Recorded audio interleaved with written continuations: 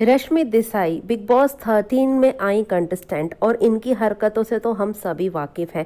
लेकिन दुख सिर्फ इस बात का होता है कि ऐसे लोग फुटेज के लिए कुछ भी कर सकते हैं, कितना भी नीचे गिर सकते हैं और जी भर के झूठ बोल सकते हैं। भाई सामने सामने दिख रहा है कि तुम झूठ बोल रही हो, लेकिन झूठ बोलने वाले के चेहरे पर शिकन तक नहीं आती। लेकिन बात हुई है हमारे किंग सिद्धार्थ शुक्ला की, तो हमें तो इस बारे में बात करनी ही होगी।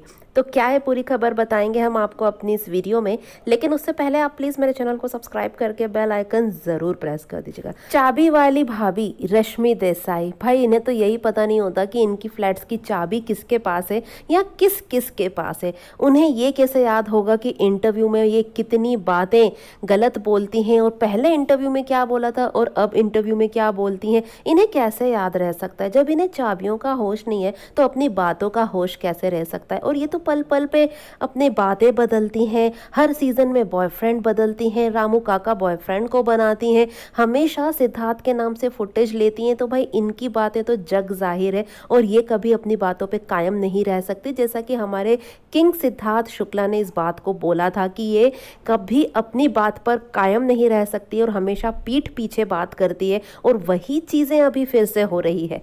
बिग बॉस 13 के बाद जब इनका इंटरव्यू आया था रश्मि देसाई का, तो इन्होंने क्या कहा था कि वो तो बिल्कुल कांटेक्ट में है ही नहीं सिद्धार्थ शुक्ला की और ना ही होना चाहती हैं। कोई प्रोजेक्ट तो दूर, वो उनसे बात तक नहीं करना चाहती। ये इंटरव्यू उनका सामने आया था और अभी एक लेटेस्ट इंटरव्यू रश्मि देसाई ने दिया है। बहुत सारी बातें उस पर की है और सिद्धार्थ शुक्ला के बारे में भी कई तरह के झूठ उन्होंने बोले हैं। और सबसे बड़ा झूठ रश्मि ने यहाँ पर यह बोला कि बिग बॉस 13 के बाद भी वो सिद्धार्थ के कांटेक्ट में थी। तो भाई ये दो तरह के इंटरव्यू और दो तरह की बातें, कौन सी सच है कौन सी झूठ, ये तो फैंस बहुत अच्छे से जानते हैं।